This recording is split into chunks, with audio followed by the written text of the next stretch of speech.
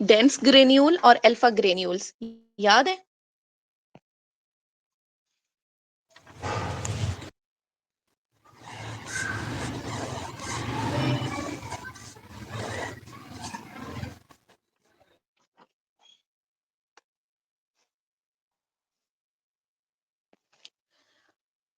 Platelet platelet का कुछ बताओगे तो हम आगे चलेंगे ना। हीमोस्टेसिस में मेनली कौन आ रहा होता है आपका प्राइमरी हीमोस्टेसिस में?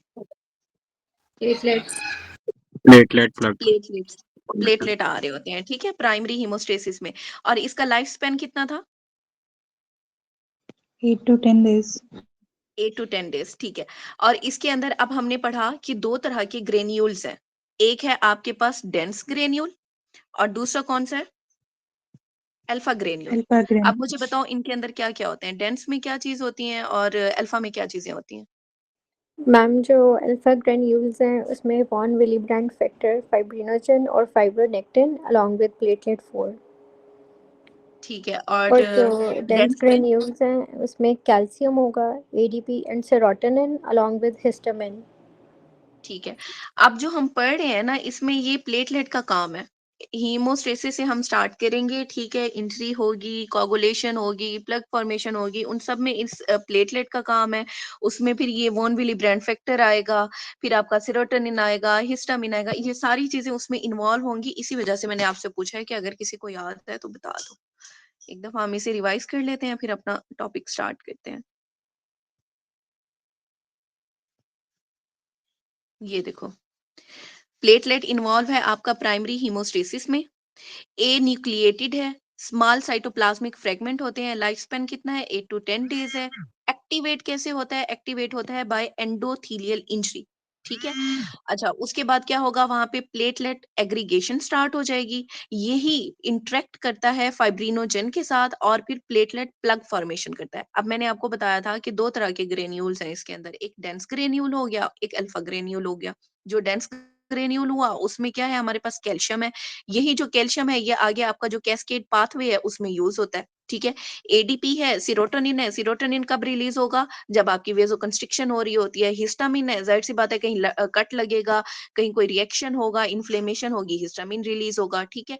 अल्फा ग्रेन्यूल, अल्फा ग्रेन्यूल में क्या आता है? सबसे पहले वॉन विली ब्रांड फैक्टर आता है, ठीक है। ये जो वॉन विली ब्रांड फैक्टर है ये क्या करता है? ये आपके वहां पे जहाँ इंजरी होती है, फर्स्ट करो ये वेसल पे इंजरी हुई, ठीक है। इस इंजरी वाली जगह पे कोलेजन के साथ वॉन विली ब्रांड अटैचमेंट में हेल्प करता होता है प्लेटलेट की। कैसे, वो मैं आगे आपको बताऊंगी। अच्छा, उसके बाद क्या है हमारे पास? फाइब्रिनोजन है, फाइब्रोनेक्टिन है, प्लेटलेट फॉर्मेशन, प्लेटलेट है, प्लेटलेट फैक्टर है, ठीक है। ये सारा कुछ किस में आ रहा है? आपकी जो प्लग फॉर्मेशन है उनमें हेल्प करेगा। और 1/3 ऑफ द प्लेटलेट पूल कहाँ पे है? आपकी स्प्लीन के अंदर है।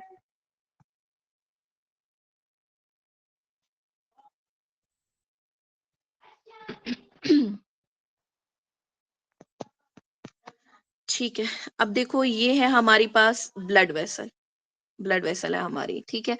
यहाँ पे हुई इंजरी। जब इंजरी हुई तो क्या हुआ? जहां पे भी इंजरी होती है तो सबसे पहला काम होता है वेजो कंस्ट्रिक्शन। ये आपका बीसीक्यू है, ठीक है। सबसे पहले क्या होगा? इंजरी हुई, इंजरी वाली जगह पे वेजो कंस्ट्रिक्शन हुआ। अब वेजो कंस्ट्रिक्शन कराने के लिए ऑब्वियसली वहां पे कोई एजेंट मौजूद होंगे जो कि वेजो कंस्ट्रिक्शन कराएंगे। तो वो एजेंट कौन कौन से हैं जो वेजो कंस्ट्रिक्शन कराते हैं? वो यही आपकी जो सीरोटोनिन, हिस्टामिन वगैरह है वो यहाँ पे रिलीज होंगे, इन्फ्लेमेशन काज करेंगे और साथ में वेसो कंस्ट्रिक्शन कराएंगे, ठीक है। अब यहाँ पे क्योंकि एंडोथीलियम के अंदर इंजरी हो गई है, जैसे ही इंजरी हुई तो यहाँ पे जो कोलेजन है वो एक्सपोज हो गई इनर साइड पे, ठीक है। जैसे ही वो एक्सपोज हुई तो उसने क्या करना है? इसमें यहाँ से हमारे पास साथ में वॉन विली ब्रांड फैक्टर भी एक्टिवेट हो जाता है, ठीक है। अब वॉन विली ब्रांड फैक्टर ने प्लेटलेट को पकड़ के इस कोलेजन के साथ मिलाना है। लेकिन अब मसला ये है कि हमारी जो कोलेजन है वो है नेगेटिवली चार्ज, ठीक है। जो प्लेटलेट हैं उनके ऊपर भी हमारा नेगेटिव चार्ज है। तो ये जो वॉन विली ब्रांड फैक्टर है ये क्रॉस ब्रिज के तौर पे काम करता है, इन दोनों को आपस में मिलाता है, कोलेजन को और साथ में प्लेटलेट को। प्लेटलेट यहाँ पे आया, उसने ना एक लूज़ सा प्लग बना दिया, क्योंकि अभी बहुत ज़्यादा प्लेटलेट यहाँ पे एग्रीगेट नहीं हुए, एग्रीगेशन इसकी बाद में होगी, ठीक है? अच्छा, उसके बाद जो ब्लड हमारा नॉर्मली ब्लड वेसल्स के अंदर गुज़र रहा होता है, वो उसकी कोगुलेशन नहीं होती, ठीक है? तो मुझे बताओ कि वो कोगुलेशन क्यों नहीं होती?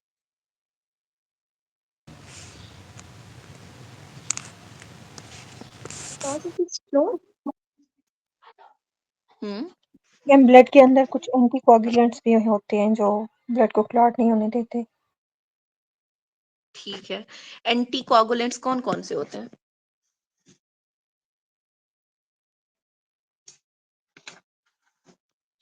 अगर जैसे हमें कट लगा है फ़र्ज़ करो, तो वहाँ पे फिर प्लग क्यों बनता है? क्योंकि उसमें भी तो एंटीकोगुलेंट होते हैं, तो वो फिर क्यों नहीं स्टॉप रखते उसे? मैम मेम्ब्रेन जो सरफेस है ना वो जो है वो स्मूथ है। जब भी इंजरी आती है तो सरफेस की रेगुलरिटी खत्म होती है तो फिर वहाँ पे जो है वो कैस्केड स्टार्ट होता है। गुड डॉक्टर, मेरे ख्याल में डॉक्टर उसामा बोले। अच्छा, बात ये है कि हमारी ये जो एंडोथेलियल लाइनिंग होती है ना, इसके अंदर भी कुछ कुछ ऐसे फैक्टर होते हैं, जो कि कोआगुलेशन नहीं होने देते, ठीक है? वो फैक्टर कौन से हैं? उसे आपने याद रखना है कि हमारी जो एंडोथेलियम है, वो नैप लेती है।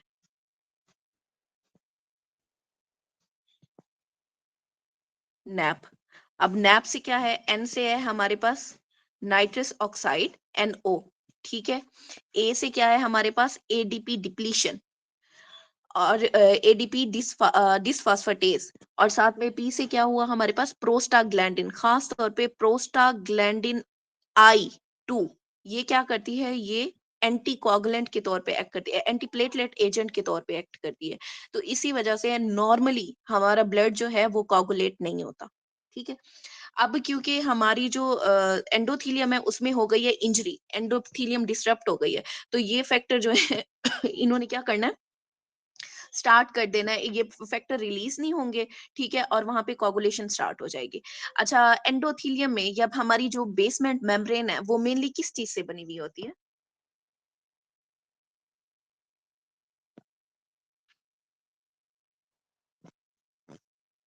कोलेजन से मैम। कोलेजन। कोलेजन होता है, ठीक है। और अच्छा, आपने एक नमोनिक पढ़ा है पीछे, HPL, किसका नमोनिक है ये? हेपरिन प्रोटियोलाइकेंस और साथ में वो laminin. Laminin. Heparin sulphate is greater than proteoglycan is greater than laminin, ठीक है? अब यही जो हेपरिन सल्फेट है, वो कहाँ होती है? आपकी एंडोथेलियल सेल के अंदर होती है, ठीक है? अब इसी के अंदर क्या होता है? हमारे पास एंटी थ्रोम्बिन 3 होता है। अब ये एंटी थ्रोम्बिन 3 इसके पास कहाँ से आता है? एंटी थ्रोम्बिन 3 एक्चुअली जो है वो लिवर में होता है। वहां से सिंथेसाइज होके ये इनके पास आता है, इस हेपरिन सल्फेट के पास, ठीक है? और ये एक्टिवेट करती है थ्रोम्बिन को, जब कोई यहाँ पे इंजरी होगी, कोई एंडोथेलियल डिस्ट्रप्शन होगी। अच्छा, अब मुझे बताओ थ्रोम्बोमोड्यूलिन क्या होता है?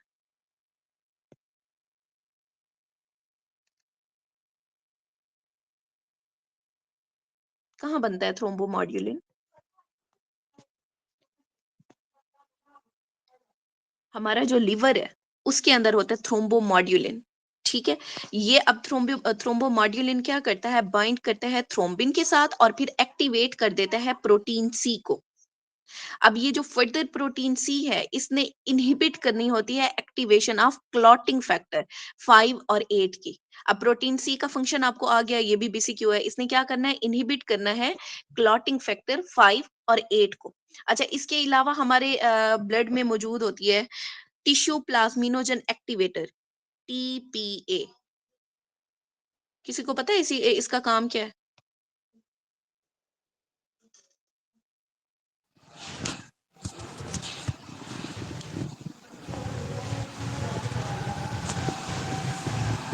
इसके नाम से याद रखूं, tissue plasminogen activator, activator is a cutter, ठीक है? तो ये क्या करेगा? ये थ्रोम्बिन कटर के तौर पे एक्ट करेगा।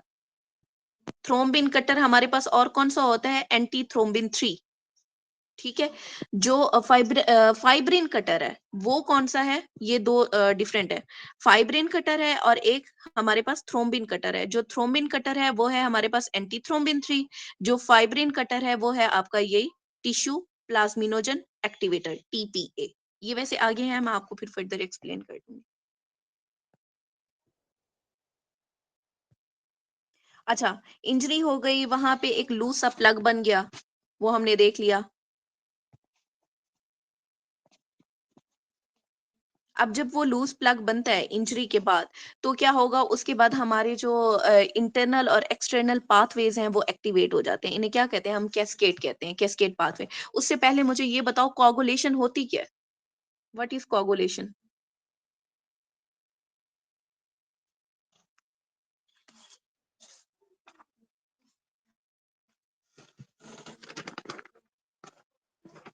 कोगुलेशन की डेफिनेशन बताओ बताओ बच्चों।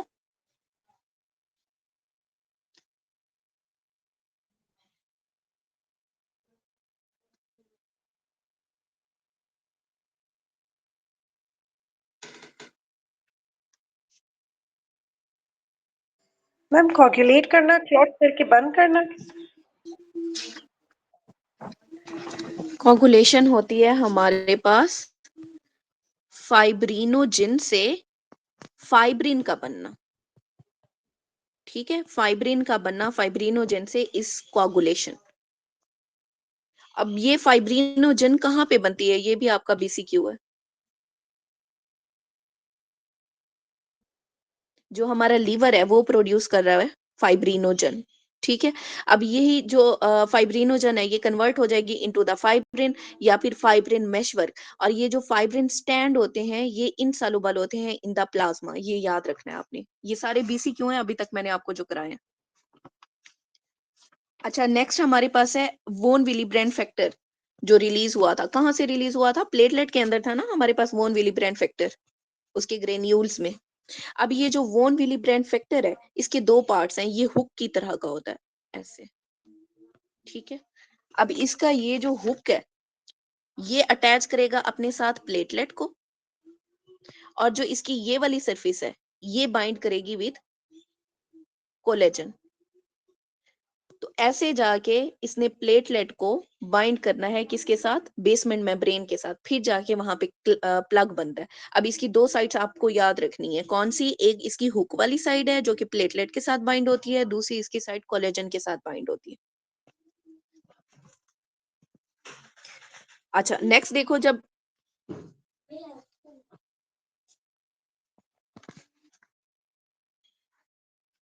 आवाज आ रही, जी मैम आ रही है। ठीक है। अच्छा, मैंने क्या बताया आपको? इंट्रिंसिक पाथवे, एक्सट्रिंसिक पाथवे और कॉमन पाथवे। ठीक है, जो हमारे पास इंट्रिंसिक पाथवे है वो कहाँ से स्टार्ट होता है? फैक्टर 12 से स्टार्ट होता है। जो एक्सट्रिंसिक पाथवे है वो फैक्टर 7 से स्टार्ट होता है। जो कॉमन पाथवे है वो कहाँ स्टार्ट होता है? फैक्टर 10 से।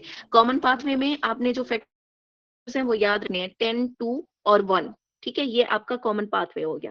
अच्छा, अब हम देखते हैं कि फैक्टर जो 12 है ये एक्टिवेट कैसे होता है। जब डैमेज होता है आपकी एंडोथेलियल वेसल्स को, ठीक है, जब एंडोथेलियल वेसल आपकी डिस्टर्ब होती है, डैमेज होगा, वो प्लेटलेट, प्लग और डैमेज्ड कोलेजन ये सब क्या करते हैं? एक्टिवेट कर रहे होते हैं फैक्टर 12 को। अब ये फैक्टर 12 क्या करता है? फैक्टर 12 एक्टिवेट होके कन्वर्ट हो जाता है इनटू द फैक्टर 12A। ठीक है, अच्छा, उसके बाद ये जो 12A है इसने जाके एक्टिवेट करना है फैक्टर 11 को। फैक्टर 11 जो है वो कन्वर्ट हो जाएगा फैक्टर 11A में। ठीक है, अच्छा, अब ये जो फैक्टर 11A है ये एक्टिवेट करेगा फैक्टर 9 को। फैक्टर 9 कन्वर्ट हो जाता है इनटू द फैक्टर 9A। ठीक है, अब ये जो फैक्टर 9A है इसने क्या करना है? फैक्टर 9A ने डायरेक्टली 10 को एक्टिवेट नहीं करना, इसे यहाँ पे जरूरत होती है तीन चीजों की। कौन सी तीन चीजों की? फैक्टर 8 की, विटामिन K की और कैल्शियम की। ये तीन चीजें होंगी तो ये एक्टिवेट करेगा कॉमन पाथवे को, अदरवाइज नहीं। ठीक है, अब ये भी नहीं है कि इंट्रिंसिक पाथवे खाली एक्टिवेट होगा तो फिर आपका कॉमन पाथवे चलेगा, या खाली एक्सट्रिंसिक होगा तो कॉमन पाथवे चलेगा। ये सारा कुछ सिमल्टेनियसली आपका एक्ट कर रहा होता है। अब जो हमारे पास फैक्टर 7 है इसने भी एक्टिवेट करना है फैक्टर 10 को, लेकिन फिर इसे उन तीन चीजों की जरूरत है, विटामिन K की, कैल्शियम की और टिश्यू फैक्टर की। ठीक है, अच्छा, अब ये जो फैक्टर 10 है, फैक्टर 10 कन्वर्ट करता है प्रोथ्रोम्बिन को इनटू थ्रोम्बिन, प्रोथ्रोम्बिन को इनटू थ्रोम्बिन। ठीक है, अब ये जो प्रोथ्रोम्बिन है ये क्या है, यही प्रोथ्रोम्बिन आपका फैक्टर 2 है। ठीक है, अच्छा, थ्रोम्बिन क्या है, फैक्टर 2a। अब ये जो थ्रोम्बिन है, थ्रोम्बिन फैक्टर 1, ये कन्वर्ट करेगा फाइब्रिनोजन को इनटू द फाइब्रिन। अब ये फाइब्रिन क्या करता है, इस फाइब्रिन ने इसे फिर जरूरत होती है हम कैल्शियम की और फैक्टर 13 की टू फॉर्म फाइब्रिन मेशवर्क। अब कोई पूछे कि फाइब्रिन मेशवर्क के लिए क्या जरूरी है, तो फाइब्रिन जरूरी है। फाइब्रिन को क्या चीजें चाहिए, कैल्शियम चाहिए और फैक्टर 13 चाहिए। ठीक है, ये मैं आगे आपको फिर ना पाथवे से समझाती हूँ सारा। ये सारा ओवरव्यू था अभी।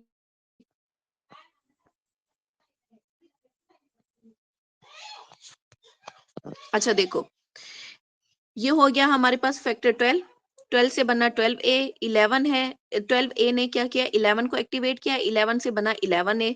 अब ये जो 11a है, ठीक है, इसने एक्टिवेट किया है फैक्टर 9 को, फैक्टर 9 ने क्या करना है, बना देना है फैक्टर 9a। लेकिन यहाँ पे ये देखो, ये छोटा सा ये जो स्टार बना हुआ है, ये स्टार क्या है, ये स्टार है आपका कैल्शियम, कैल्शियम एंड फास्फोलिपिड।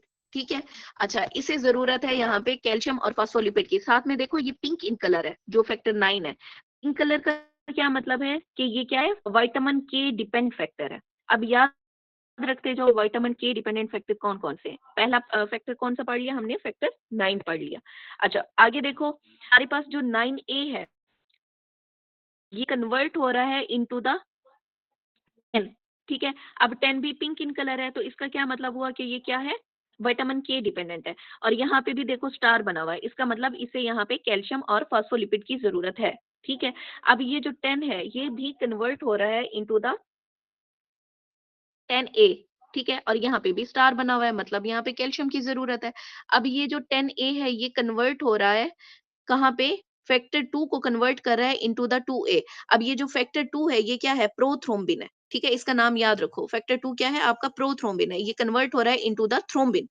ठीक है, अब ये जो थ्रोम्बिन है इसने क्या करना है, फाइब्रिनोजन को जो कि फैक्टर 1 है उसे कन्वर्ट करना है इनटू द फाइब्रिन मोनोमर। ठीक है, अब ये जो फाइब्रिन मोनोमर है इससे जरूरत है फिर कैल्शियम की और साथ में फैक्टर 13a की। फिर ये जाके कन्वर्ट करेगा इस फाइब्रिन मोनोमर को इनटू द फाइब्रिन मेशवर्क। यहाँ तक चीजें समझ आ गई हैं?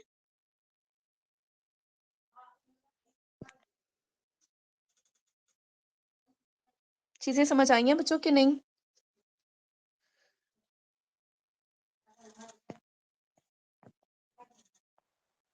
क्या हो गया, क्यों चुप हो गए हैं? यार बोल दिया करो, मुझे बैक होके देखना पड़ता है कि आप लोग रिस्पॉन्स कर रहे हो कि नहीं कर रहे। नहीं समझ आई तो मैं फिर से करा देती हूँ। आ गई है मैम। ठीक है, अच्छा चलो आगे देखते हैं।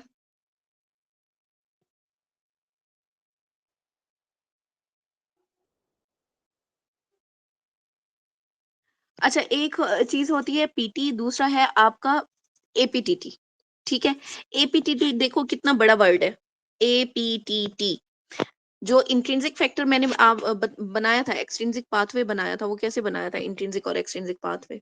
ये लंबे वाला मैंने बनाया था इंट्रिंसिक पाथवे, ये छोटे वाला बनाया था एक्सट्रिंसिक पाथवे, और ये बनाया था कॉमन पाथवे। अब लंबे वाले का मतलब है ये कौन सा है, ये इंट्रिंसिक पाथवे है। ठीक है, इसे आपने शो कराना है जो बड़ा वर्ड है आपका ए टी से। ठीक है, जो छोटा पाथवे है ये वैसे भी छोटा पाथवे है, इसका नाम भी छोटा है, ये है पीटी। इसका क्या मतलब है, पीटी क्या शो कराएगा आपका, ये एक्सट्रिंसिक पाथवे। जो एपीटीटी है इसने क्या शो कराना है आपका, इंट्रिंसिक पाथवे। क्योंकि वहां बैठी फिर चीजें भूल जाती हैं, इसी वजह से इसे ऐसे रटाफाई करो। पीटी देखो, पीटी मॉनिटर करता है extrinsic pathway and common pathway, reflecting the activity of factor. अच्छा, कौन से फैक्टर, 1 2 5 7 एंड 10। ठीक है, अब कैसे, ये जो एक्सट्रिंसिक पाथवे है ये 7 से स्टार्ट हो रहा था ना, ये आपका एक्सट्रिंसिक पाथवे वाला हिस्सा हो गया।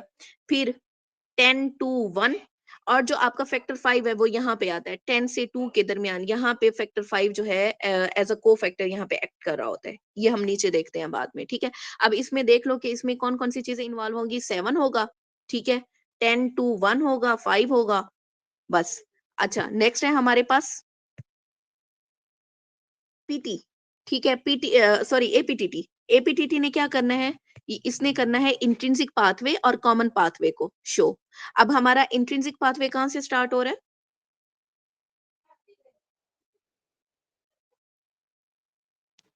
इंट्रिंसिक पाथवे कहाँ से स्टार्ट हो रहा है?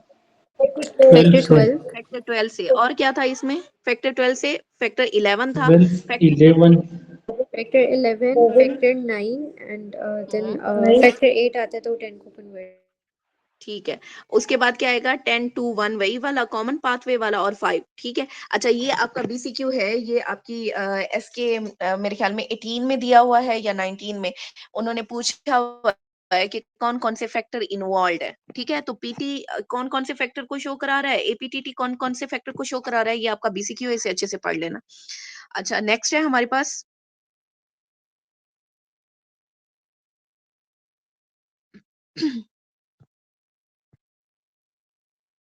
फैक्टर्स। क्लॉटिंग फैक्टर्स के नाम देख लो, क्या क्या है क्लॉटिंग फैक्टर्स के नाम। इसे याद रखने के लिए निमोनिक दिया हुआ है। Foolish people try climbing long slopes after Christmas, some people have fallen. तो फुलिश के एफ से याद रखो क्या है हमारे पास, ये है फैक्टर सारे तरतीब से लिखे हुए हैं 1 2 3 4। ठीक है, फैक्टर 1 क्या है हमारे पास? फाइब्रिनोजन। फैक्टर 2 क्या है? Prothrombin. Factor 3 thromboplastin. Factor 4 calcium है। ये जो हम बार बार बात कर रहे थे ना कि यहाँ पे कैल्शियम की जरूरत है, ठीक है, वो जो स्टार बना हुआ था वो क्या है? वो यही कैल्शियम है। कैल्शियम क्या है हमारे पास? फैक्टर 4 है। अच्छा, फैक्टर 5 को क्या कहते हैं? लेबाइल फैक्टर कहते हैं। फैक्टर 7 को क्या कहेंगे? स्टेबल फैक्टर कहेंगे। फैक्टर 8 को क्या कहते हैं? एंटी हीमोफिलिक फैक्टर ए कहते हैं। ठीक है। अब जो फैक्टर 8 भी दो तरह का है। फैक्टर 8 माइनर है और मेजर है। अगर फैक्टर 8 माइनर होगा तो क्या होगा? फैक्टर 8 मेजर की डेफिशिएंसी होगी तो क्या होगा? फैक्टर 8 माइनर नहीं होगा तो क्या होगा? हीमोफीलिया। हीमोफीलिया। ठीक है, अगर फैक्टर 8 मेजर की डेफिशिएंसी होगी तो क्या हुआ? मेजर हमेशा ब्रांड होता है, याद रखना। जो मेजर होता है, बड़ी दुकानें होती हैं, वो ब्रांड की दुकानें होती है, तो उससे याद रखो वॉन विली ब्रांड फैक्टर उसमें इन्वॉल्व होगा। ठीक है। अच्छा, नेक्स्ट है हमारे पास फैक्टर 9। फैक्टर 9 को क्या कहते हैं? आप क्रिसमस फैक्टर कहते हैं। इसी वजह से, इस क्रिसमस फैक्टर की वजह से, क्रिसमस फैक्टर वैसे कौन सा हीमोफीलिया है?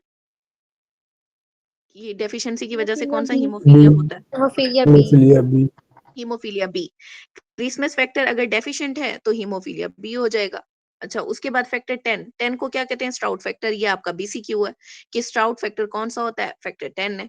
अच्छा, उसके बाद है फैक्टर 11। फैक्टर 11 क्या है?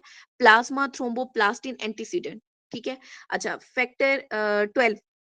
फैक्टर 12 क्या है? हिगमैन फैक्टर है, ये कई बार आपके पेपर में आया हुआ है।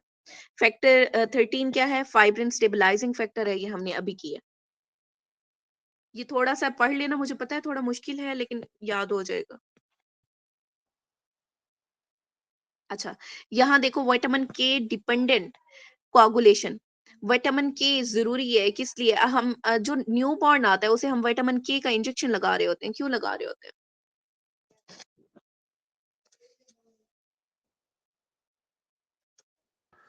ठीक है मैम, वो उनके पास न्यूनेट्स के पास एंटेरिक बैक्टीरिया नहीं होता जो विटामिन के को प्रोड्यूस करता है।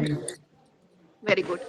न्यूनेट जो आते हैं उनके पास इंटेरिक बैक्टीरिया जो है वो नहीं होता, जो कि प्रोड्यूस करता है विटामिन के। इसी वजह से हम बच्चों को विटामिन के का इंजेक्शन लगा रहे होते हैं। ठीक है। अच्छा, विटामिन के डिपेंडेंट फैक्टर कौन कौन से हैं? उन्हें आपने याद रखना है। एक मिनट, अजान हो जाए।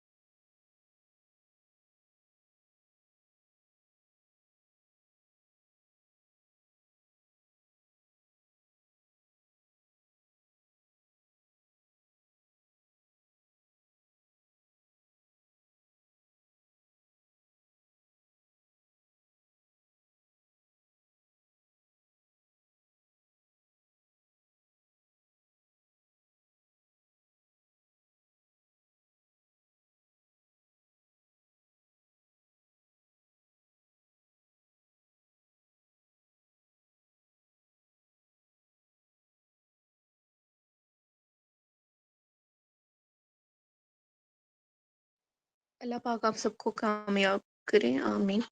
अच्छा चलो मुझे ये बताओ, अ, हम एबीजीज के लिए सैंपल लिया करते थे, तो क्या होता था सिरेंज के अंदर? Ma'am हेपरिनाइज heparin. रेंज होती है।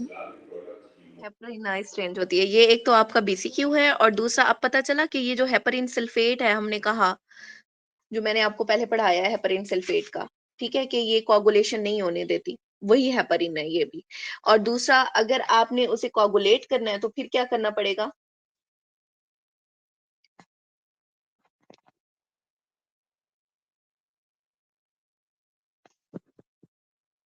यही हेपरिन आपने निकाल देनी है, ठीक है। और जो कैल्शियम है, कैल्शियम को इनहिबिट कौन करता है? सिट्रेट जो है ना, वो इनहिबिट कर रहा होता है कैल्शियम को, ठीक है। कैसे इनहिबिट कर रहा होता है, पहले हम ये देख लेते हैं, उसके बाद ये आपको एक्सप्लेन करती हूँ। अच्छा, कैल्शियम का काम क्या है? ये जो हम कह रहे थे कि बात बात पे यहाँ पे कैल्शियम की जरूरत है, इस कैल्शियम का काम क्या है? इस कैल्शियम ने ऐड करना है,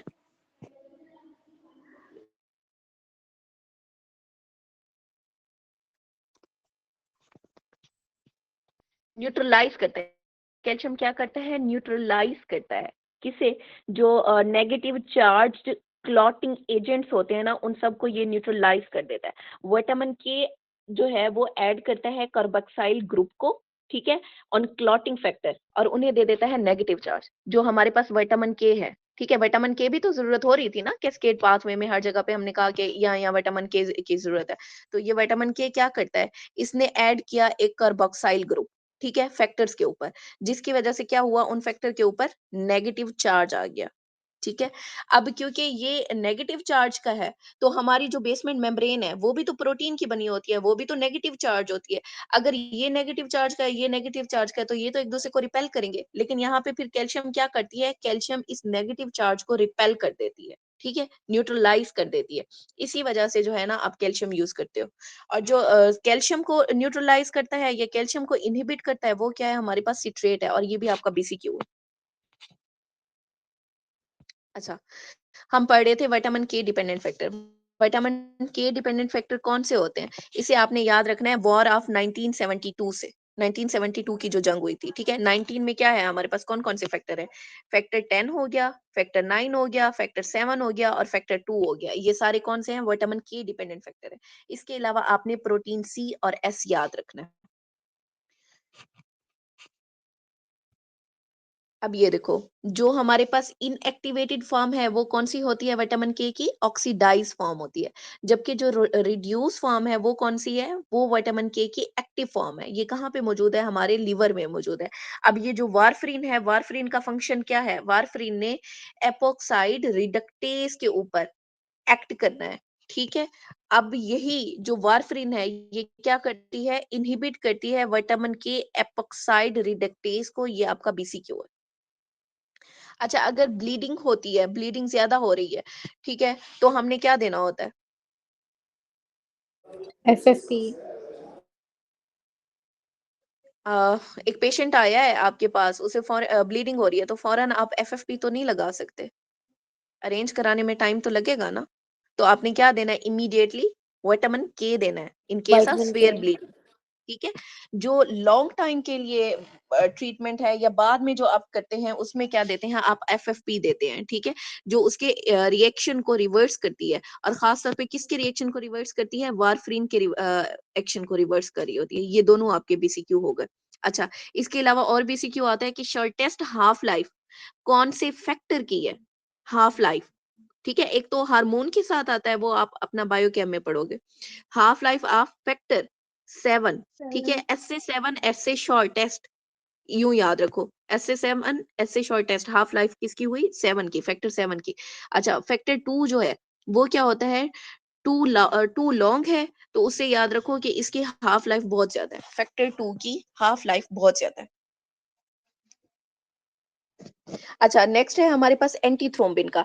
एंटीथ्रोम्बिन किस किस को इनहिबिट कर रहा होता है? एंटीथ्रोम्बिन इनहिबिट करता है थ्रोम्बिन को, और factor 7A, 9A, 10A, 11A and 12A। तो ये आपका एमसीक्यू कवर हो गया। अच्छा, उसके अलावा ये जो एमसीक्यू मैंने आपको कराया था फाइब्रिनोलिटिक का और दूसरा जो था थ्रोम्बोलिटिक के कौन-कौन से होते हैं। तो टीपीए क्या है हमारे पास? थ्रोम्बोलिटिक है। फाइब्रिनोलिटिक कौन-सा था?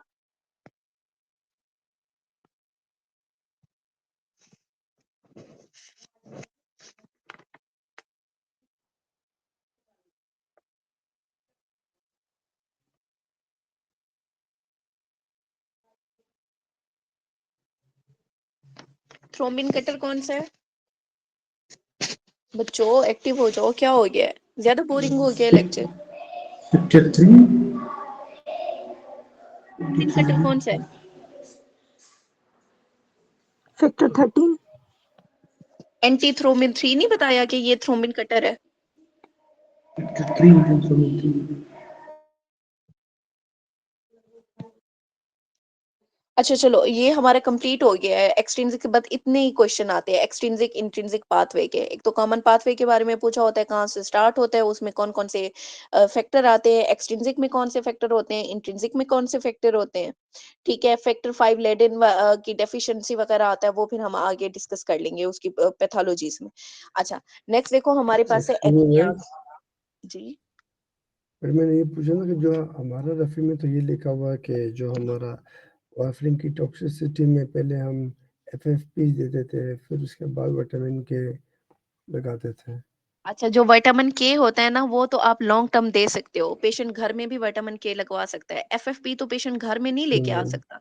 मैंने वैसे ही आपसे पूछा था कि एक ब्लीडिंग के साथ पेशेंट आया है, आप इमरजेंसी में बैठे हो, ब्लीडिंग के साथ पेशेंट आया है, तो आप उसे ये तो नहीं कहोगे कि भाई पहले अपना ब्लड निकलवाओ, फिर हम चेक करेंगे, फिर आपके एफएफपी अरेंज होंगे, उसके बाद हम लगाएँगे और फिर आपका ब्लीडिंग स्टॉप होगी। आपने एट द स्पॉट क्या करना होता है? उसे ट्रांज़ामिन देना होता है, विटामिन के देना मैडम होता है। ठीक है, मैं ये पूछ रही थी। जी मैडम मैम वो तो ठीक है, वो तो आप वैसे हमारे प्रैक्टिस के लिहाज़ से बता रही हो, लेकिन एग्ज़ाम के लिहाज़ से हम क्या करेंगे? पहले एग्ज़ाम के लिहाज से यही उसमें है जो आपके बुक्स में एसए तो सीरीज़ में यही लिखा हुआ है।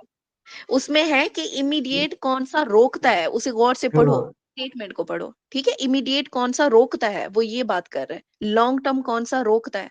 मैंने ना आपसे वैसे इमीडिएट ट्रीटमेंट पूछी थी, बस इतना फ़र्क है। उसे गौर से पढ़ना स्टेम को। कन्फ्यूज़ ना करो, कुछ नहीं है, मैंने वैसे ही पूछा था। अच्छा चलो, आगे देखो एनीमियाज़। एनीमियाज़ कौन-कौन से होते हैं हमारे पास? माइक्रोसिटिक एनीमिया है, नॉर्मोसिटिक एनीमिया है और मैक्रोसिटिक एनीमिया है। और हमने ये किस बेस पे किया है? एमसीवी की बेस पे किया है। एमसीवी जो है वो नॉर्मल कितना होता है? 80 टू 100 एफएल होता है, ठीक है? अगर तो ग्रेटर देन एफएल है तो क्या होगा? हमारे पास मैक्रोसिटिक एनीमिया होगा। अगर लेस देन 80 है तो क्या होगा? हमारे पास माइक्रोसिटिक एनीमिया होगा। अच्छा मुझे एनीमिया डिफाइन करके तो बताओ क्या होता है? Decrease oxygen carrying capacity of blood because of decreased hemoglobin. ठीक है। Decrease level of circulating RBCs जो होती हैं वो इंडिकेट कर रही होती हैं आपके एनीमिया को, ठीक है। अच्छा इसमें क्या होता है हमारे पास हिमेटोक्रिट का लेवल क्या होगा? बढ़ेगा या कम होगा? आरबीसी अगर कम हो रही है तो आपका हिमेटोक्रिट का लेवल बढ़ेगा या कम होगा? कम होगा। कम होगा। कम होगा। तो लो हिमेटोक्रिट होगा, ठीक है। इसका क्या मतलब है कि लो एचबी कंसंट्रेशन होगी। अच्छा मुझे मैंने आपको प्रोजेनेटर सेल बताए थे। हिमेटोपोएटिक सेल से 2 प्रोजेनेटर सेल बन रहे थे। एक माइलो प्रोजेनेटर सेल बन रहा था, एक लिम्फो प्रोजेनेटर सेल बन रहा था। अब मुझे बताओ कि आरबीसी कहाँ बनेगा? माइलो से बनेगा कि Myelite, लिम्फो से बनेगा? Myeloid myeloid myelite stem and cell. myelite. Myelite lineage से, वेरी गुड। ठीक है, अच्छा उसके बाद आरबीसी की प्रोसेस या फॉर्मेशन कहाँ से स्टार्ट होती है? एरिथ्रोपोइसिस कहाँ से स्टार्ट होता है? नॉर्मल एडल्ट में? बोन मैम मैरो में, वो वेरी गुड। मैरो में। बोन मैरो में। अच्छा, अब इस ब्लड फॉर्मेशन को हम क्या कह देते हैं? हिमेटोपोइसिस कह देते हैं। अच्छा, हिमेटोपोइसिस के पूरे ना एक साइकिल मेरे ख्याल में आपकी एम्ब्रियो में दिया हुआ है, जहाँ पे वो रेटिक्युलोसाइट और बाकी सारा जी दिया हुआ है। ठीक है, वो हम वहाँ पे कवर करेंगे। अच्छा, एनीमिया में होता क्या-क्या है? पेशेंट को क्या हो रहा होता है इन एनीमिया? मैडम पेल होता है, pale, लेथार्जिक होता है, easy और fatigability होती है और fatigue palpitations, SOB. dyspnea and dyspnea. Very good, dyspnoea होता है। अच्छा मुझे बताओ, एक पेशेंट है, उसका एज भी है 7 पे और सीवियरली उसे एसओबी स्टार्ट हो गया है, तो क्या ऑक्सीजन लगाने से वो ठीक हो जाएगा? नो नहीं, मैम, अगर 7 से मैम 7 एनीमिक एक बॉर्डर लाइन हाइपोक्सिया। होता है, 7 से कम फिर आप ब्लड ट्रांसफ्यूजन स्टार्ट कर देते हो, लेकिन ऑक्सीजन से शॉर्टनेस ऑफ ब्रेथ नहीं ठीक होगी सिर्फ। हाँ, अगर बस यही है 9 कि के बाद अगर हम आपके 9 पास से कम हो तब लगाते हैं ना मैडम। 7 से अगर कम हो रहा होगा ना, तब हम ब्लड ट्रांसफ्यूज करते हैं। नहीं नहीं 9 से कम हो तो फिर भी हम लगाते होते हैं। मेरा एक पेशेंट कल नहीं तो परसों एक्सपायर हुआ है। तो उस बेचारे का ना यही था कि उसका नहीं हो रहा था, एचबी सही तरह से ना बन नहीं रहा था और बढ़ भी नहीं रहा था। हमने उसे 2 से 3 पिंट लगाए, स्वेयर एसओबी में था और उसके बाद वो बेड से गिरा, उसकी अटेंडेंट साथ नहीं थी, फिर उसे ब्लीडिंग स्टार्ट हो गई और इस तरह वो एक्सपायर हो गया। 7.9 पे उसकी एचबी थी आफ्टर 2 पिंट। खैर, मैम थैलेसीमिया अच्छा मेजर का था। नहीं नहीं थैलेसीमिया का पेशेंट नहीं था, नॉर्मली पेशेंट सीओपीडी के साथ आया था। 6.8 पहले उसकी एचपी थी, फिर उसे हमने ट्रांसफ्यूज कराया, अभी उसके टेस्ट बाकी रहते थे, वो आए नहीं थे। फिर उसके बाद दूसरा पिंट लगवाया, फिर एचबी कराई, 7.9 आई और परसों मैडम रात उसे इतनी लो सीवियर एचपी की कॉज पे क्या हुई? वही सेप्सिस है ना मैम। अच्छा, एमसीवी तो हमने कर लिया, नॉर्मल कितना होता है, तो उसकी बेस पे हमने इसे डिवाइड किया हुआ है माइक्रोसिटिक, नॉर्मोसिटिक और मैक्रोसिटिक में, ठीक है। अब जो माइक्रोसिटिक है उसमें क्या होता है, एमसीवी लेस देन 80 होता है। अब इसका नमूने क्या है हमारे पास, इसका नमूनिक याद रखो आप लोग, साल्टी टेल याद रखो, आपकी मर्जी, वरना साल्टी याद रखो, ठीक है। एस से क्या है, सिडेरोब्लास्टिक एनीमिया। ए से हुआ हमारे पास एनीमिया ऑफ क्रोनिक डेफिशिएंसी या क्रोनिक डिजीज। एल से है लेड पॉइजनिंग, टी से थैलेसीमिया, आई से आयरन डेफिशिएंसी एनीमिया। अगर टेल से याद रखना है तो इसमें भी यही है, थैलेसीमिया है, एनीमिया ऑफ क्रोनिक डिजीज है, आयरन डेफिशिएंसी एनीमिया और फिर लेड पॉइजनिंग, ठीक है। लेकिन इसमें फिर उन्होंने दो आपको बताई हुई है। इसकी स्ट्रक्चर कर लेते हैं। अच्छा, हीमोग्लोबिन के अंदर क्या क्या चीजें होती हैं? Haem and globin. हाँ, हीमोग्लोबिन के अंदर हमारे पास दो चीजें हैं, एक है हीम। एक्चुअली हमारी जो आरबीसी है, आरबीसीज के अंदर जो है ना दो चीजें होती हैं, ठीक है। एक हो गई आपकी हीम और दूसरा हो गई आपकी ग्लोबिन प्रोटीन। अब ये जो हीम है इसमें फिर फर्दर दो चीजें हैं, कौन कौन सी? आयरन। आयरन और पोरफायरिन। पोरफायरिन। पोरफायरिन रिंग और आयरन किस में होगा, हीम के अंदर। जो हमारी ग्लोबिन है, ग्लोबिन चेन के अंदर दो चेन्स हैं हमारे पास, एक है हमारी अल्फा चेन और दूसरी है हमारे पास बीटा ग्लोबिन बीटा। चेन। ये दो चेन होगी, ठीक है। अच्छा,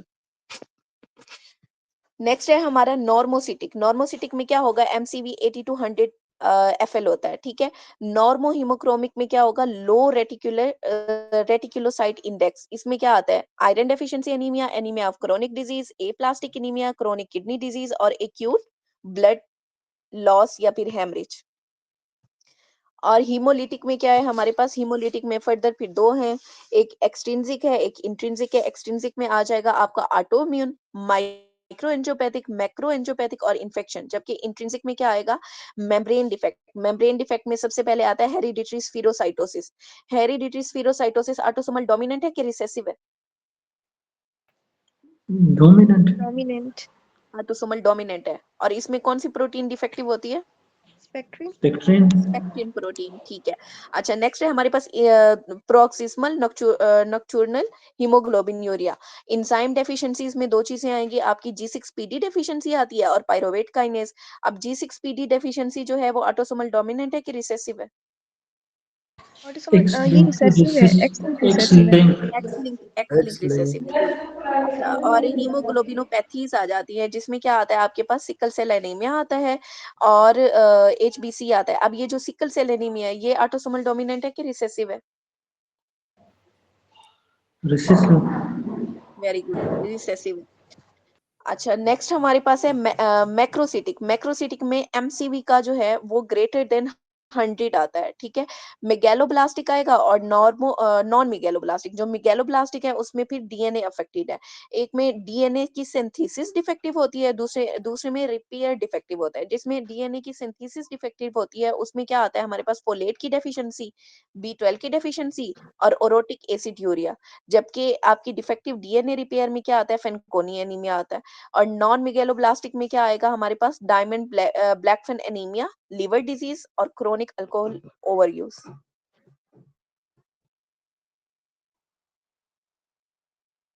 अच्छा, अब पहला है हमारे पास microcytic anaemia, microcytic hypochromic anaemia. उसमें क्या आएगा, iron deficiency anaemia. Iron deficiency anaemia वो नाम से ही बता रहा है कि आयरन उसमें कम होगी, decrease iron due to chronic bleeding. अच्छा, ये इसकी काजेस बताए हुए हैं, किस किस वजह से हो सकती है आयरन कम, आप बताओ। Low intake madam, Intake most common is intrinsic factor, malnutrition और कुछ ये डिस्ट्रक्टिव भी का है। इसके अलावा वो डाइटरी इनटेक लीड कम हो और सकती है। पाइका ये तो malnutrition हो सकती है या फिर कुछ जीआई लॉस वगैरह हो या एचएमबी। आपकी डाइट हाँ, में कम ही हो सकती है या दो आपकी तीन ये हो चीजें। कि डिमांड जी हम्म या तो डिमांड या बढ़ तो जाए या या डिमांड मतलब यूज, हम्म हाँ हाँ, यूज ज्यादा करना शुरू कर दो, आपकी न्यूट्रिशन ठीक ना हो, या फिर क्या लॉस होना शुरू हो जाए। अब सबसे पहले देखो, लॉस होना शुरू हो गई है, क्रोनिक ब्लीडिंग, जिसमें जीआई लॉस हुआ, हैवी मेंस्ट्रुएशन हुई या ब्लीडिंग हुई, ठीक है। मेल न्यूट्रिशन में क्या आएगा, एब्जॉर्प्शन का कोई डिफेक्ट आ सकता है, कोई जीआईटी की सर्जरी हो सकती है, कोई गैस्ट्रेक्टमी हो सकती है, या फिर सीलिएक डिमांड डिजीज इंक्रीज कर गई है, जैसे आपकी प्रेगनेंसी में डिमांड इंक्रीज कर जाती है, प्रेगनेंसी, तो decrease final stem in haem synthesis. अच्छा, अब आपने लेबोरेटरी टेस्ट कराए तो उसमें क्या मिला, आयरन लेवल ऑब्वियसली उसमें लो मिलेगा, ठीक है। लेकिन टोटल आयरन बाइंडिंग कैपेसिटी जो है इंक्रीज करेगी। आयरन ने जिसके साथ बाइंड करना है, ठीक है, तो उसमें जाहिर सी बात है आयरन कम है। अब आयरन कम है लेकिन बाइंडिंग कैपेसिटी तो ज्यादा होगी। अब फर्ज करो हम वो हैं 10 टीचर्स हैं, हमारे पास पढ़ाने वाले 2 बच्चे हैं। मैं कहूंगी मैंने पढ़ाना है, दूसरी टीचर ने कहना है मैंने पढ़ाना है, तो क्या है, हमारी डिमांड इंक्रीज हो गई है क्योंकि हमें चाहिए बच्चे ज्यादा, ठीक है। तो ये क्या हुआ, total iron binding capacity increase हो गई और फेरेटिन का लेवल जो है वो लो होता है। अच्छा, मुझे बताओ कोई सिंगल टेस्ट ऐसा जो आयरन डेफिशिएंसी एनीमिया में आप कराते हो। सीरम फेरिटिन करवाएंगे। Ferritin. Serum serum ferritin, ferritin, ये केराटिन आपका सही। बीसीक्यू है। अच्छा, एक और बीसीक्यू आता है, उसमें सीरम फेरेटिन भी दिया होता है और दूसरा option serum decrease serum ferritin and increase total iron binding capacity. तो किसे चूज करना है आपने। Decrease decrease serum ferritin, ferritin keratin हाँ, एक ही चीज, एक आंसर आपने चूज करना है, डिक्रीज सीरम फेरेटिन, ठीक है। अगर फेरिटिन ये दोनों ऑप्शन भी मौजूद है तो आपने सबसे पहले यही सिर्फ फेरेटिन वाला करना है। अच्छा, इंक्रीज हो जाएगा फ्री एरेथ्रोसाइट प्रोटोपोरफायरिन रिंग। क्यों इंक्रीज हो जाएगा, क्योंकि इसके साथ आयरन बाइंड ही नहीं कर रही, इसी वजह से इंक्रीज हो जाएगा प्रोटोपोरफायरिन रिंग। अच्छा, इंक्रीज रेड सेल वॉल्यूम और डिक्रीज हो जाएगा हमारे पास आरआई, डिक्रीज हो गया, माइक्रोसाइटोसिस होगा और साथ में क्या होगा, हाइपोक्रोमेसिया। हाइपोक्रोमेसिया क्या होता है कि आपका जो आरबीसी है उसका सेंट्रल पेलर होता है। अच्छा, मुझे बताओ आरबीसी न्यूक्लिएटेड होते हैं कि एन्यूक्लिएटेड होते हैं। ए न्यूक्लिएटेड, ए न्यूक्लिएटेड। एन्यूक्लिएटेड। अब आयरन डेफिशिएंसी एनीमिया हो गई है, हो गया है बंदे को, वो हमारे पास आया, हमें कैसे पता चलेगा, उसमें फटीग होगी, कंजक्टाइवा उसका पेल होगा, रेस्टलेस लेग सिंड्रोम होगा, उसमें पाइका की हिस्ट्री देगा और persistent craving and compulsive eating of non food substances, जैसे मट्टी वगैरह खाना, कागज खाना, ठीक है। स्पून लाइक नेल हो जाएंगे, मतलब उसमें कॉइलोनेकिया हो जाएगा। अब इसी के साथ एक हमारे पास सिंड्रोम आता है, जिसे क्या कहते हैं, प्लम्मर विंसन सिंड्रोम कहते हैं। उसमें ट्राइएड होता है। ट्राइएड में क्या होता है, टाई, TIE, क्या क्या होगा टी से, oesophageal web sorry iron die, deficiency anaemia, die, oesophageal webs and dysphagia. हाँ, डी से डिस्फेजिया, आई से आयरन डेफिशिएंसी एनीमिया, ई से इसोफेगल वेब, ठीक है। ये इसका निमोनिक है आपका प्लमर विंसन सिंड्रोम का, DIE, डाई। अच्छा, ये हमारा कंप्लीट हो गया। नेक्स्ट है हमारे पास अल्फा थैलेसीमिया। अल्फा थैलेसीमिया वो अपना नाम से ही बता रहा है, इसका मतलब ये हुआ कि अल्फा ग्लोबिन चेन के अंदर कोई ना कोई फर्क आ गया है, ठीक है। अब इसमें क्रोमोसोम कौन सा इन्वॉल्व है, क्रोमोसोम नंबर 16, 16 इन्वॉल्व है। अल्फा में क्रोमोसोम नंबर 16 इन्वॉल्व है, ठीक है। अल्फा ग्लोबिन सिंथेसिस डिक्रीज हो जाएगी और इसमें दो तरह की ट्रांजिशन होगी, या तो सिज होगी या फिर ट्रांस होगी। सिज क्या होती है और ट्रांस क्या होती है? जो हमारे पास यूं लाइन में चल रही है, देखो ये लाइन में चल रही है ना, ये होगी सिज, इसमें दोनों अल्फा, ये दोनों चेन जो है ना, दोनों यूनिट जो है वो खराब है, ग्लोबिन, ठीक है। अगर ये ऊपर नीचे हुई तो ये क्या हुआ, ये हुआ हमारे पास trans. Deletion occur on the separate chromosome, ये ऊपर वाला क्रोमोसोम और है, नीचे वाला और है, लेकिन एक ऊपर से हो गया, एक नीचे से हो गया। तो अगर ये हो गया हमारे पास, इसे हम क्या कहते हैं, थैलेसीमिया, अल्फा थैलेसीमिया माइनर कहते हैं। नॉर्मल जो होती है वो ए होती है, अल्फा अल्फा और अल्फा अल्फा, ठीक है। लेकिन अगर ये नहीं है, एक यहाँ से डिलीट हो गया, एक यहाँ से डिलीट हो गया, तो ये कौन सी ट्रांसलोकेशन, ये कौन सी हुई, ये ट्रांस वाली हुई, ठीक है। एक ऊपर वाले से हुआ, एक नीचे वाले से। अच्छा, उसके बाद इसमें क्या होगा, आरबीसी काउंट ऑफन इंक्रीज हुआ होता है। आरबीसी तो इंक्रीज है, फिर हम एनीमिया क्यों कह रहे हैं? मैडम ये इमेज इमेज जो आप देते ना, ये आरबीसी ठीक नहीं है, क्योंकि इसमें ग्लोबिन चेन जो है ना, ग्लोबिन हमने पढ़ा था ना, आरबीसी के अंदर दो ग्लोबिन होते हैं, कौन से, अल्फा और बीटा, ठीक है। अल्फा ग्लोबिन ही इसकी खराब है, तो इसका मतलब इसकी ऑक्सीजन कैरिंग कैपेसिटी में फर्क आ जाएगा, इसी वजह से हम इसे कह रहे हैं। अच्छा, in contrast to iron deficiency anaemia, इसमें इंक्रीज हो जाता है आरबीसी। अच्छा, और अल्फा थैलेसीमिया किन लोगों में होता है? याद रखना हमेशा, जो एशियन है और अफ्रीकन अफ्रीकन पीपल है उनमें होता है। अच्छा, मुझे ये बताओ, थैलेसीमिया के लिए टेस्ट हमने कराया, उसमें स्पेशल टाइप के सेल आते हैं, उन सेल का नाम क्या होता है? हमने ऊपर पढ़ा था फर्स्ट लेक्चर में। Target. Very good, target cell. Target cell के लिए हमने एक निमोनिक याद किया था।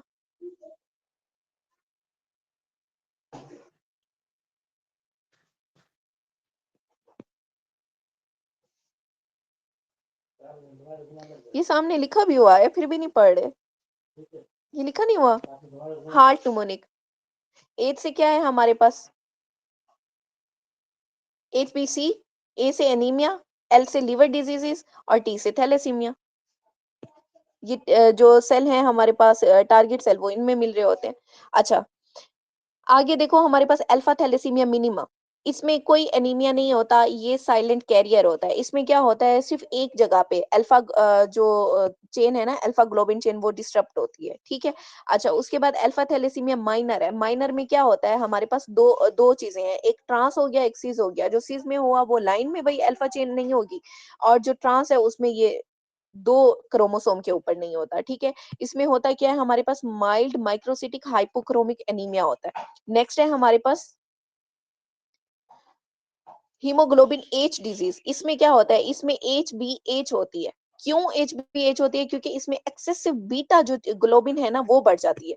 ये तो डिफेक्टिव हो गया आपका अल्फा चेन, 3 यूनिट जो है इसके डिफेक्टिव हो गए, ठीक है। टोटल इसमें 4 सब यूनिट होते हैं, अब 3 जो है वो डिफेक्टिव हो गए, तो अब जो आपकी बीटा ग्लोबिन है वो बढ़ जाती है। इसमें क्या होता है, आपके पास moderate to severe microcytic hypochromic anaemia होता है।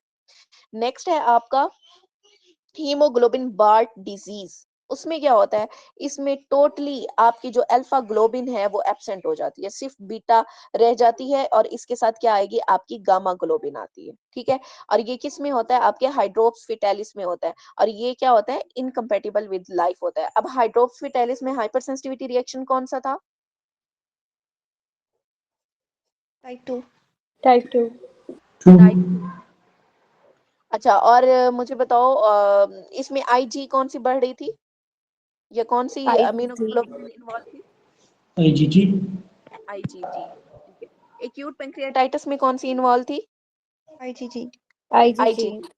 बस इन चीजों को साथ में रिवाइज करते रहो। अच्छा, नेक्स्ट है हमारे पास beta thalassaemia, microcytic hypochromic anaemia में नेक्स्ट क्या आता है हमारे पास, बीटा थैलेसीमिया। बीटा थैलेसीमिया में क्या आता है, पॉइंट म्यूटेशन, याद रखना, point mutation in splice site, कहाँ पे, at chromosome number 11। Chromosome important है, और ये इंपॉर्टेंट है कि पॉइंट म्यूटेशन हुई है उसमें, ठीक है। Beta globin synthase are absent, beta globin synthesis, तो ये मोस्ट कॉमनली किस में होता है, मेडिटेरियन जो पीपल हैं उनमें होता है, ठीक है। अच्छा, इसमें बीटा थैलेसीमिया माइनर आता है, इंटरमीडिया आता है और मेजर आता है।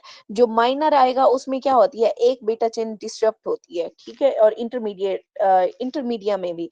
जो मेजर है उसमें जो है वो दोनों डिस्टरप्ट होती हैं बीटा चेन, और इसमें इसे हम क्या कहते हैं, दूसरा नाम है इसका कोलीज एनीमिया। अच्छा, जो थैलेसीमिया माइनर है, बीटा थैलेसीमिया माइनर, उसमें क्या हो रहा है, माइल्ड माइक्रोसिटिक एनीमिया हो रहा है और HbA2 इंक्रीज हो रही है, और ये आपका बीसीक्यू एग्जाम में आता है। HbA2 इंक्रीज होती है किसमें, बीटा थैलेसीमिया माइनर में। अच्छा, थैलेसीमिया ऑटोसोमल डोमिनेंट ट्राइट है कि रिसेसिव ट्राइट है? ऑटोसोमल रिसेसिव है। Recessive recessive trait. और इसकी जो वो होती है अगली जनरेशन में ये कितना कितना कितना परसेंट जो है ट्रांसफर होता है नेक्स्ट जनरेशन में, जो रिसेसिव ट्राइट के होते हैं?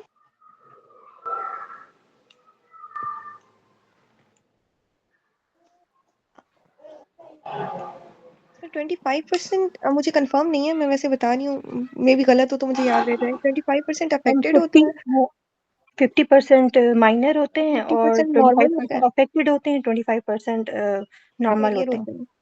हाँ, 25% नॉर्मल होंगे, 50% जो है वो कैरियर होते हैं और 25% जो होते हैं वो अफेक्टेड होते हैं। अच्छा, नेक्स्ट है हमारे पास बीटा थैलेसीमिया इंटरमीडिया।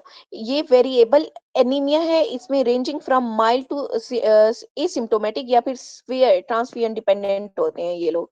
जो बीटा थैलेसीमिया मेजर है, इसमें क्या होता है, इसमें स्फीयर माइक्रोसिटिक एनीमिया होता है। टारगेट सेल इसमें बनते हैं इंक्रीज एनिसो और पोइक्लोसाइटोसिस रिक्वायरिंग बीटी, ठीक है। और इसमें इंक्रीज हो जाता है risk of secondary haemochromatosis marrow expression के ऊपर। अच्छा, ये crew type cell on x-ray, ये आपका डायग्नोस्टिक पॉइंट है, ये आता है सीपीएसपी में। क्रियो टाइप जो है, या फिर पिंस की तरह जो स्कल हुआ हुआ होता है, ठीक है, वो है। अच्छा, स्केलेटल डिफॉर्मिटी आएगी, एक्स्ट्रा मेड्यूलरी हेमेटोपोइसिस, ये आपका एमसीक्यू है। थैलेसीमिया में एक्स्ट्रा मेड्यूलरी हेमेटोपोइसिस स्टार्ट हो जाती है, क्योंकि क्या होता है, आपका बोन मैरो ना सही तरह से कर नहीं पा रहा, ठीक है। जो आरबीसी बन रही है वो इमेच्योर बन रही है। इमेच्योर कैसे बन रही है, क्योंकि उसमें बीटा जो चेन है वो सही तरह से नहीं बन रही। इसका मतलब बॉडी को मैसेज आता है कि भाई हमारी जो एचबी है वो कम है, मजीद बनाओ। अब उस मजीद को बनाने के चक्कर में हमारे जो एक्स्ट्रा मेड्यूलरी एरियाज हैं वहां से भी क्या होता है, हिमेटोपोइसिस होना शुरू हो जाती है। समझ आई इस बात की? एचबी जो आरबीसीज हैं वो बन तो रहे हैं हमारी बोन मैरो में, लेकिन क्या हो रहा है, क्योंकि वो डिफेक्टिव है, हमारी बॉडी को और ज्यादा जरूरत है, तो बॉडी कहती है भाई और बनाओ और बनाओ। तो वो जो एक्स्ट्रा मेडुलरी बोन्स वाला पार्ट है वहां पे भी हमारी हिमेटोपोइसिस शुरू हो जाती है, ठीक है। अच्छा, नेक्स्ट है हमारे पास, ये चीज इंपॉर्टेंट है, increase risk of parvovirus B19। इसमें पार्वोवायरस B19 का रिस्क इंक्रीज हो जाता है, ये बीसीक्यू है आपका, ठीक है। B19 इंक्लूड इंड्यूस्ड ए प्लास्टिक क्राइसिस, और इसमें क्या होगा, फीटल हीमोग्लोबिन इंक्रीज हो जाएगी और HbA2 आएगा। अच्छा, मुझे ये बताओ कि थैलेसीमिया जो है वो बच्चों के अंदर किस एज तक हम कहते हैं कि कंफर्म हो जाता है कि थैलेसीमिया है? नॉर्मल जब बच्चा पैदा होता है तो हमें पता चल जाता है कि थैलेसीमिया, नहीं, after No, 6 to ma'am, 9 after years, almost 6 to 7 months. ठीक है। क्यों so हम कहते 7, हैं after 6 six to to 9, seven क्योंकि मैम उससे पहले उसकी HbF होती है 6 to 7 months के लिए। उसके वेरी गुड, बाद जब वो रिप्लेस होती है तो फिर थैलेसीमिया का पता चलता है। Very good. फर्स्ट 6 मंथ में हमारी HbF होती है तो वो सारे काम को संभाल रही होती है, तो इससे ज्यादा मसला नहीं होता। लेकिन 6 माह के बाद फिर हमें पता चलता है कि भाई इसे थैलेसीमिया है, ठीक है। इसमें क्रोनिक हिमोलिसिस और साथ में पिगमेंटेड गाल स्टोन भी मिलेंगे। अच्छा, नेक्स्ट है हमारे पास लेड पॉइजनिंग। लेड पॉइजनिंग में क्या होता है, लेड जो है वो इनहिबिट करता है आपकी फीरोचिलाटेस और एला डिहाइड्रेटेस को, ठीक है। अब ये जो दोनों चीजें हैं ये कहाँ पे होती हैं, ये आपका जो पाथवे चल रहा होता है ना, हीम सिंथेसिस वाला पाथवे, यहाँ पे ये होते हैं। इसे याद नहीं रखना, सिर्फ आपको दिखाने के लिए मैंने ये लगाया है। ये फीरोचिलाटेस हीम सिंथेसिस में, ठीक है। और ये एला डिहाइड्रेटेस, इसकी इन दोनों एंजाइम की होती है। इनहिबिशन, लेड जो है इन दोनों एंजाइम को इनहिबिट करता है, जिसकी वजह से आपका हीम नहीं बन पाता, ठीक है। डिक्रीज हीम सिंथेसिस हो जाएगी और इंक्रीज आरबीसी पोरफायरिन। देखो एच भी नहीं है, वो ग्लोबिन नहीं है, लेकिन पोरफायरिन तो बन रहा है ना। हमने क्या कहा था, हीमोग्लोबिन के अंदर दो चीजें हैं, एक हीम है एक ग्लोबिन है। तो अब क्योंकि आपका जो पोरफायरिन है वो तो बने जा रहा है, लेकिन हीम नहीं बन रही। समझ आ रही है इस बात की? हीम सिंथेसिस जो है वो डिफेक्टिव हो रहा है ना। अच्छा, इज द फाइनल, किधर गया, आल्सो इनहिबिट। अब ये और क्या करता है, इनहिबिट करता है लेड राइबोसोमल आरएनए डिग्रेडेशन को, उसी उसकी डिग्रेडेशन को भी रोक रहा है।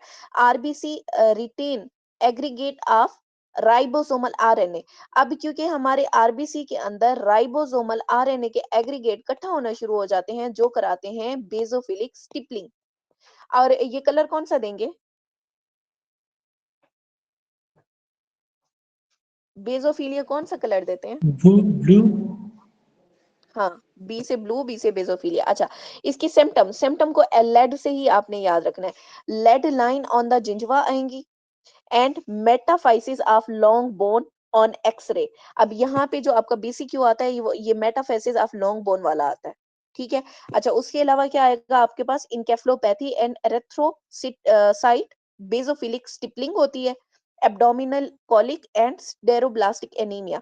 और इसके अलावा डी से क्या है हमारे पास, ड्रॉप, जैसे रिस्ट ड्रॉप और फुट ड्रॉप हो जाता है। ट्रीटमेंट में क्या देते हो आप, ट्रीटमेंट में चिलेटिंग एजेंट देते हैं विद स्कीमर, ईडीटीए और डाइमर कैप्रोल।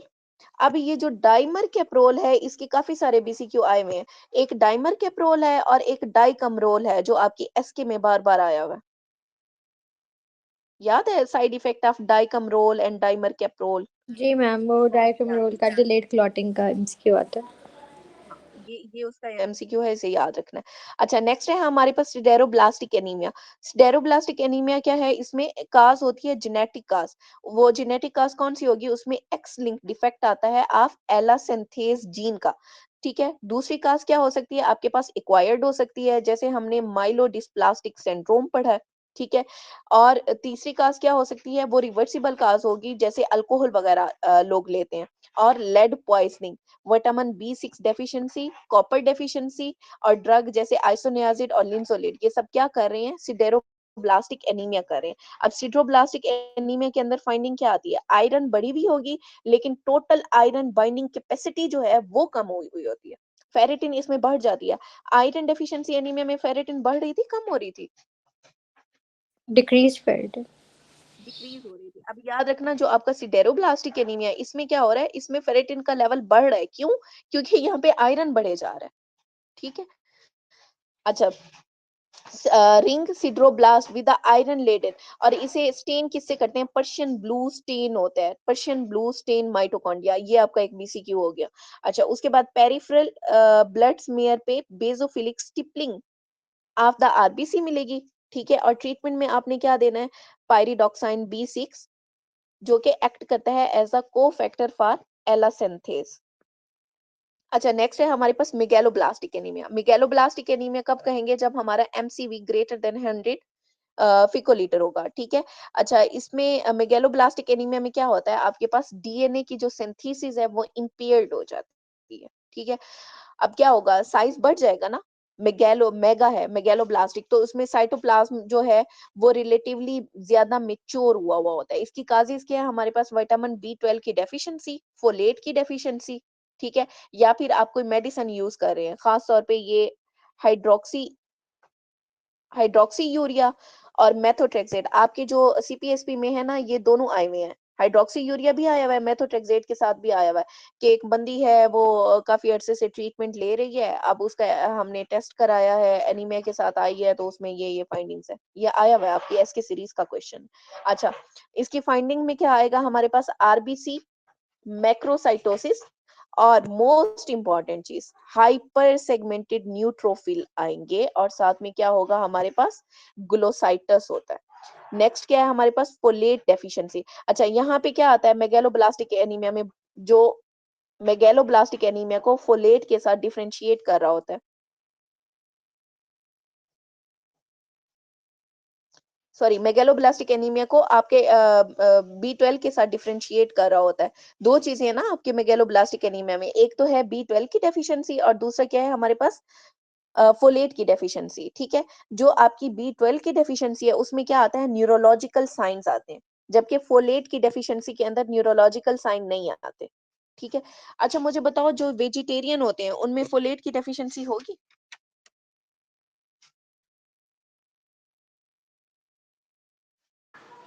वेजिटेरियन में नहीं है, मतलब नहीं, कि क्यों नहीं होगी? अगर तो फोलेट सोर्स लेते हैं तो, मैम अगर फोलेट वेजिटेबल्स सोर्स नहीं में लेते मैम B12 डेफिशिएंसी उनमें होती है क्योंकि वो मीट वगैरह नहीं खाते। हाँ, मीट वगैरह नहीं खाते लेकिन जो वेजिटेरियन होते हैं, वो वेजिटेबल तो उन्होंने खा लिया, ठीक है मुझे समझ आ गई। तो उनमें आयरन कैसे पहुँचती है?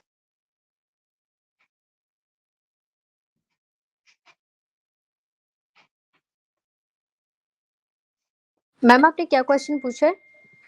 मैं कह रही हूँ जो वेजिटेरियन है उनमें आयरन डेफिशिएंसी होती है? आपने कहा नहीं होती, बिल्कुल ठीक है नहीं होती।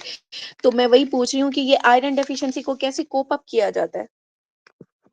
मैम वो आयरन तो वैसे ही ग्रीन लीफी वेजिटेबल्स में ज़्यादा होता है। ठीक है, और कौन-सी फॉर्म में होता है?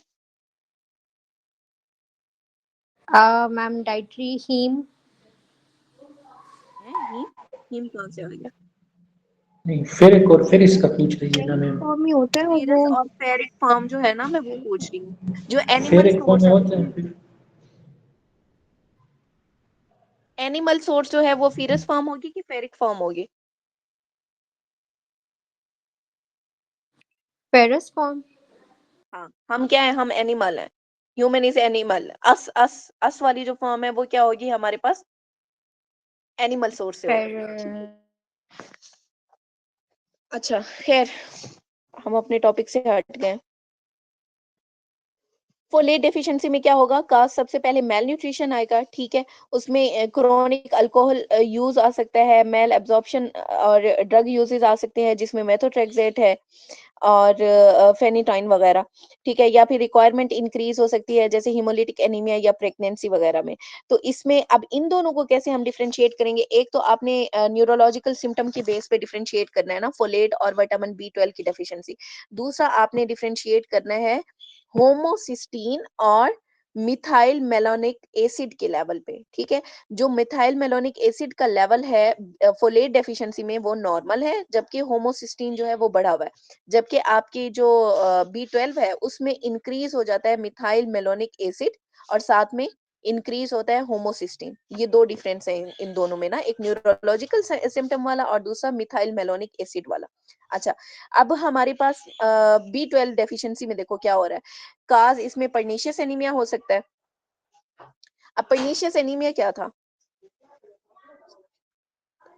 मैम वो गैस्ट्रिक एट्रोफी की वजह से होता है। इंट्रिंसिक फैक्टर डिफिशिएंसी, इंट्रिंसिक हमारी फैक्टर। एब्जॉर्प्शन की है। ठीक है, वेरी गुड।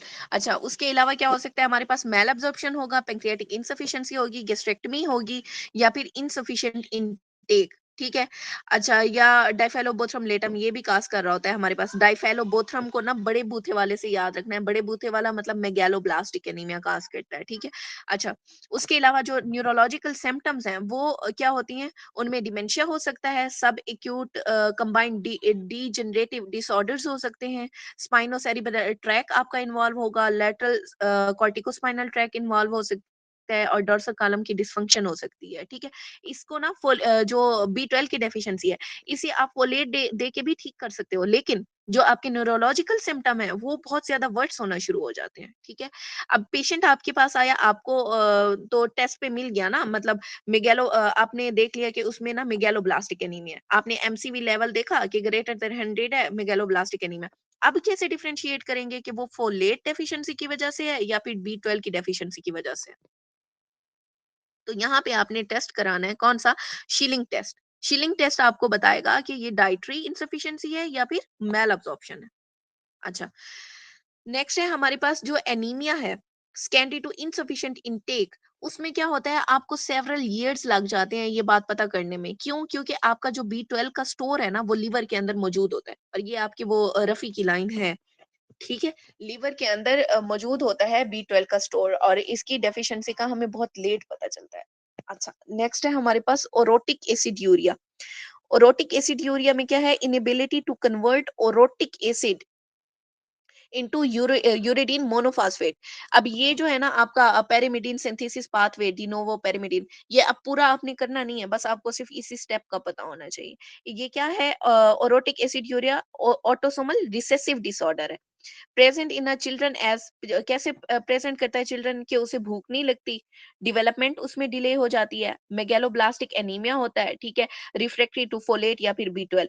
अच्छा, नो हाइपर अमोनिया, और इंक्रीज हो जाता है ओरोटिक एसिड विद हाइपर हाइपर एमोनीमिया। अच्छा, और आपको ओरोटिक एसिड मिलेगा यूरिन के अंदर। ट्रीटमेंट में क्या देना है आपने? यूरिडिन मोनोफॉस्फेट या फिर uridine triacetate to bypass the mutated enzyme, मतलब म्यूटेटेड इंजाइम वाली जगह को आपने बाईपास कर देना है बस। अच्छा, मेरे ख्याल में आज के लिए इतना काफी है, मैं खुद भी इतना सेचुरेट हो गई हूँ।